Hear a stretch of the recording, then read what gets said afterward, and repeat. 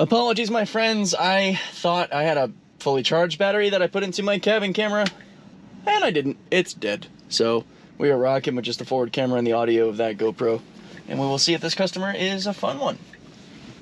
How many we got? 4. 4. Okay, let me make room in the front. We're skinny. We'll make it work.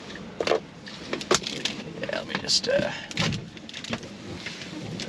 whoever's tallest or largest should probably sit up front.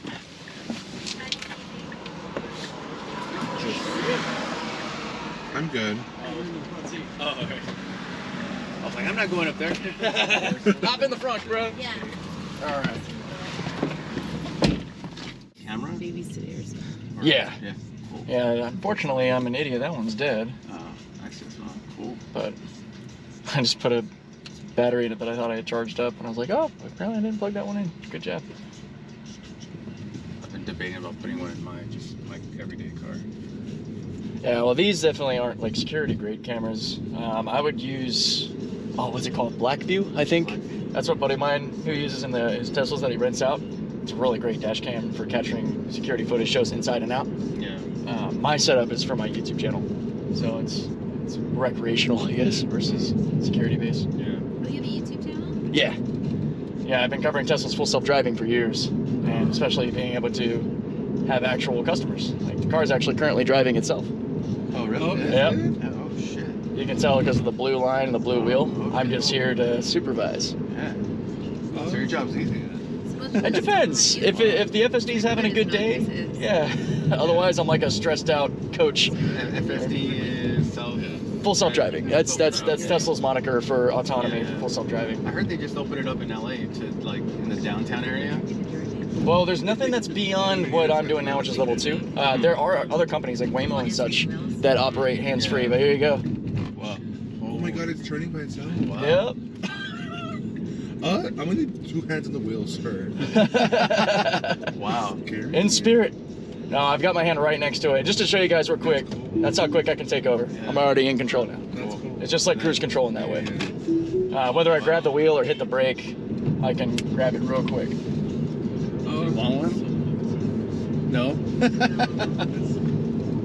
don't know. I'm sold now after actually seeing it instead of just hearing about it.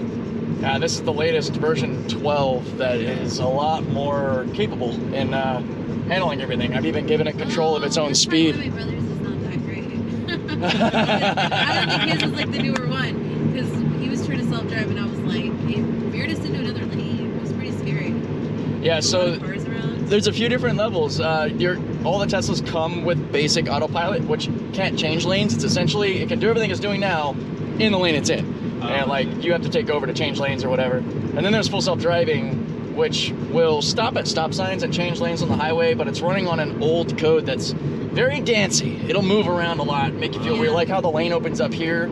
If those dash marks weren't there, it would sort of like dash into the middle, the center itself. And this is a step beyond that, which is something that people who have FSD can opt into as beta testers for the complete highway and city autonomy.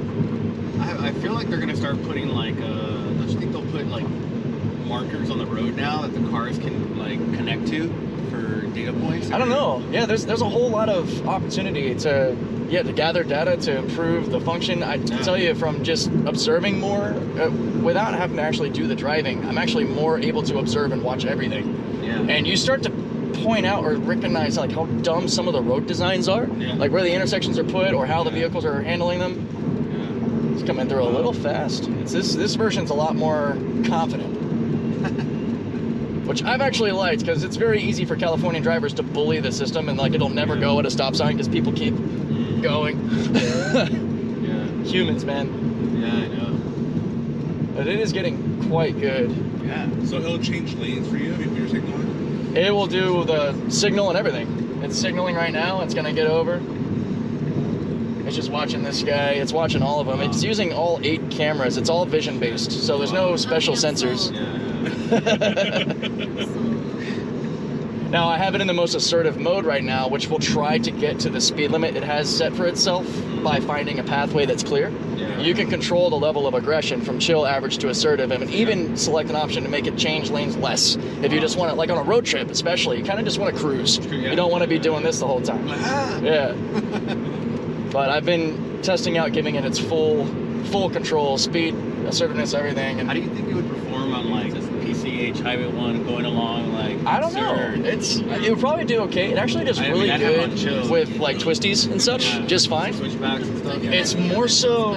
That's like the drive that you want to like chill, right? I've Yeah. tried it multiple times and I'm always like, Yeah, that's something that I didn't even realize when I had first gotten a Tesla is how much the self-driving, the autonomy actually offloads your mental stress because you're not the one that's tunnel vision focused the whole time, especially on a longer road trip.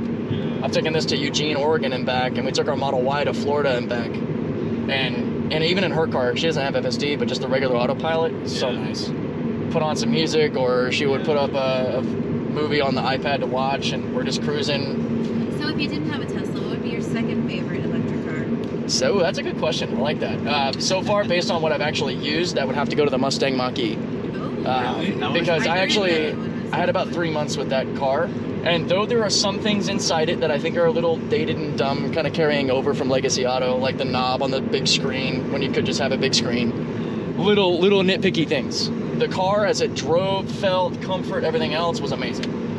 And now they actually have access to Tesla's charging network, which is the only sticking point I had in not getting one was because the third-party charging system outside of Tesla is just garbage.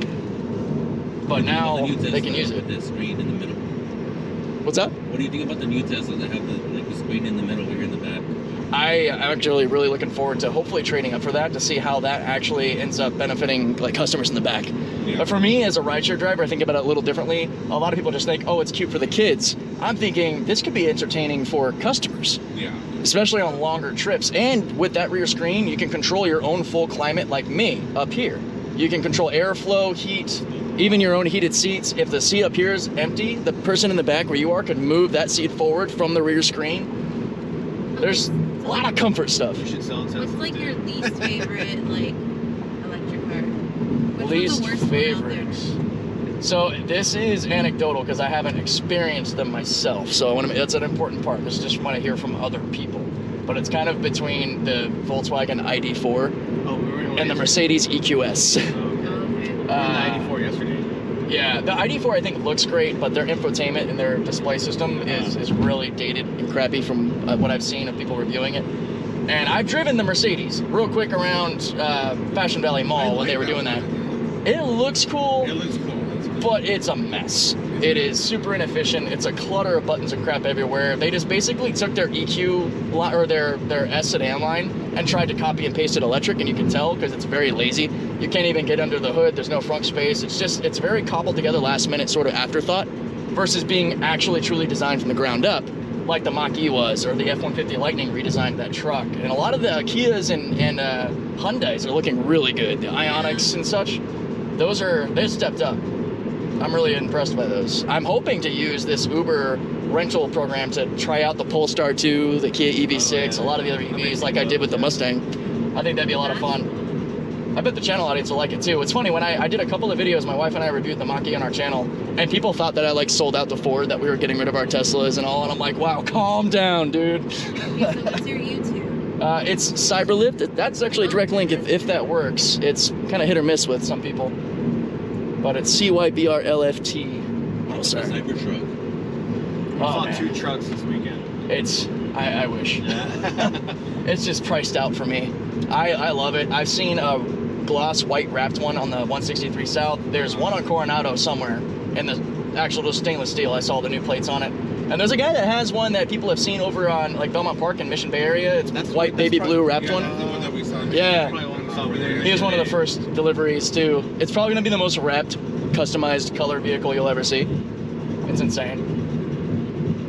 I can't get enough of it. That was actually the inspiration for my channel, was gonna be Lyft in a Cybertruck, CYBRLFT. Yeah. Traffic here. Oh yeah, there's a lot of construction and such. It'll detect it. It's Oh. I just saw the red on the Yeah. map, so I was like, we won't be in it for too long because we're gonna pop into. see, you got the Sixth. your like metric system. Yep, I'm a metric geek. do metrics and everything except for driving. It makes it really easy in this car because it converts everything. You don't have to do any mental conversion. So it converts 65 miles an hour to 105K, and your distances are in kilometers. After a little while, I started to be able to intuit everything the same way that I do for miles and feet and such. It's kind of like being in the military and learning 24-hour time versus AM PM time. I'm sort of bilingual in the metric and imperial systems and time and such. Oh man, is 6 what's blocked off? God damn it, San Diego. Oof. Yeah, that's... Jeez, humans. And people are worried about self-driving cars. I would say it's the future, but I mean, no, it's now. Yeah. It is now. Well, the latest breakthroughs and a lot of what the AI engines can do with like these videos, Sora and such. It's accelerating so quickly now that I don't think we'll recognize our society in 5 years, let alone 10. So a lot of people still have the kind of linear mindset that self-driving won't be realized till like 2050. And I'm like, where have you been? Have you seen how technology is evolving? Yeah. It might happen next year at this rate. AI breakthroughs, and then bam, all of a sudden we're inferior. It's a little scary to think about. Yeah. But if it's done wrong, it's a bit of a Pandora's box. You can't really still need like humans. I think it's like, when you had, we had the Industrial Revolution, right? We had all these machines started doing things for us, right? And making whatever we wanted, right? But we still needed humans to be there. Now there's just people literally like standing by all these machines, checking them, pushing buttons, saying, okay, you're doing the right job. And I think it's going to be the same thing for like everyday life still. Yeah, it'll definitely be a shift. It'll be different, but isn't there a parade or something today? Maybe that's why it's like ridiculous. I don't know, actually. And then they just broke over and said, maybe got some instant karma. Yeah, somebody hit right here.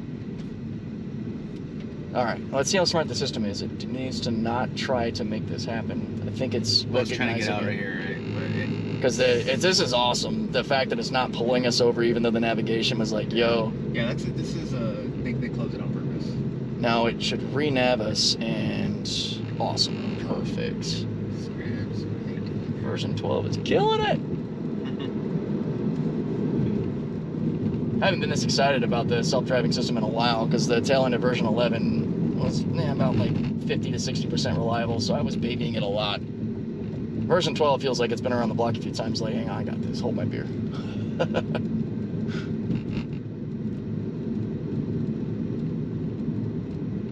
Now I'll be trying to avoid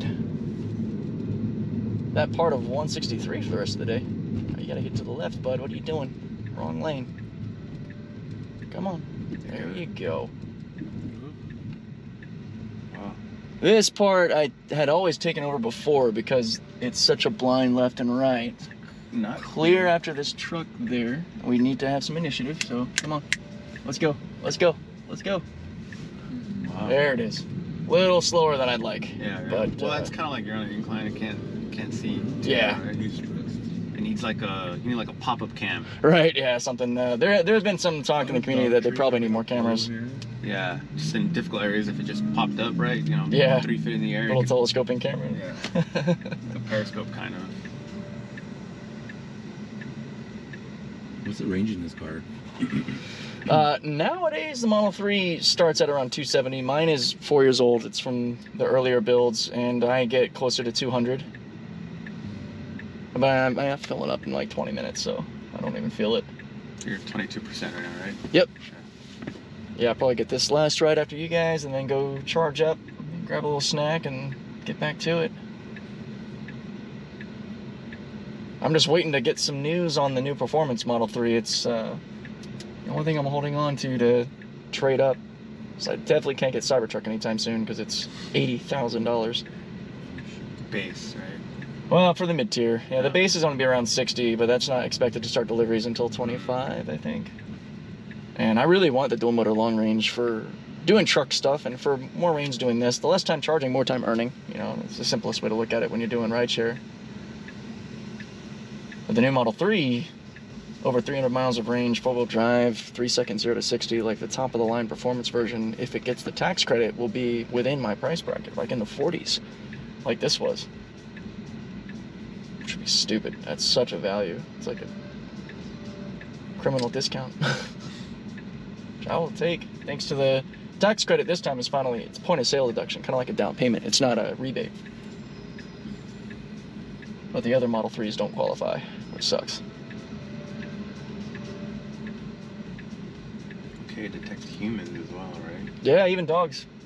It'll have different little size What are these red emblems for dots? dogs. Those are the lights. Oh, okay. Yeah, it's the traffic lights it's saying there.